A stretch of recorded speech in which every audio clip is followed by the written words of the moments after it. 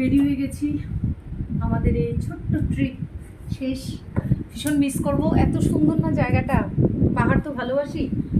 আর শেষ তো এখন লাস্ট মোমেন্টে এটাকে একটু ভালো করে দেখছি। তোমাদের এই জায়গাটা আমি দেখিয়েছিলাম কিনা ভুলে গেছি। এই জায়গাটা একটু দেখো, এত সুন্দর জায়গাটা। এই যে মনে হয় দেখিয়েছি।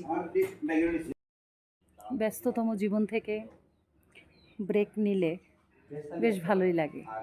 আবার যখন ওই জায়গাটা থেকে ছেড়ে আবার ভাবি যে আবার চলে যাচ্ছি, আবার কর্মব্যস্ততা শুরু হবে।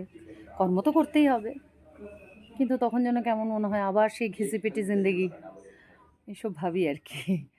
আর আমার তো মায়া জিনিসটা বরাবর, আমার বাই বার্থ মায়া জিনিসটা খুব বেশি।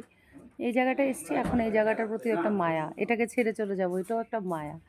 এই দুনিয়াটা শেষই হলো শুধুই মায়ার জন্য। হায় রে মায়া রে।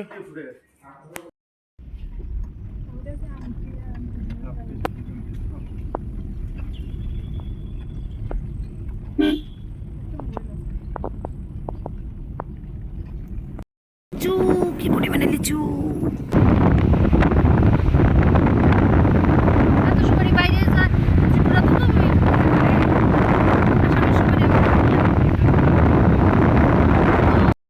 তিমুকি আছে, ব্রিজ থেকে নামিয়ে ওদের আইসলাম, সোজা হয়ে গেছি নানি। ডাইন দিকে রাস্তা একটা আছে, ওদিকে গিয়া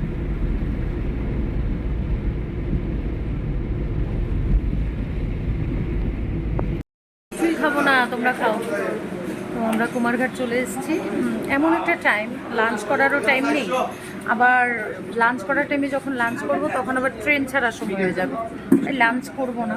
তো ওরা মিষ্টির দোকানে ঢুকেছে, দই খাবে, কোল্ড ড্রিঙ্কস খাবে, আরও কী কী। আমি তো গলার জন্য কিছুই খাই না, মিষ্টি আমি ভালোবাসি না বেশি খেতে, তাই কিছুই খাবো না। ওদের সাথে জাস্ট বসে আছি।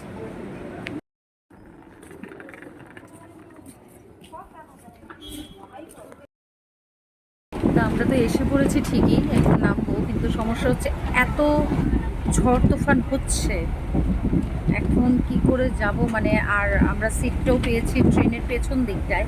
তো ট্রেনটা গিয়ে যখন আগরতলা স্টেশনে থামবে তখন কিন্তু আমরা থাকবো মানে আকাশ খোলা, আকাশ মানে আকাশের নিচটাই থাকবো। পুরোপুরি বৃষ্টিটা আমাদের শরীরে পড়বে, আমাদের সাথে লাগেজ রয়েছে। এবার এগুলি নিয়ে কী করে যে অটো স্ট্যান্ড পর্যন্ত আসবো বা স্টেশন থেকে বের হবো, সেটা নিয়ে টেনশন নিয়েছি। মাথাটা বাঁচানোর প্রোটেকশন নিলাম, এমনিতে তো থাকবে না, তাই এটা দিয়ে চাপা দিয়ে যাতে মাথার মধ্যে জলটা না পড়ে। এখন আমরা নামবো, কি করবো, কিছু একটা তো করতে হবে, তাই আমি এই ডিজাইনটা করলাম।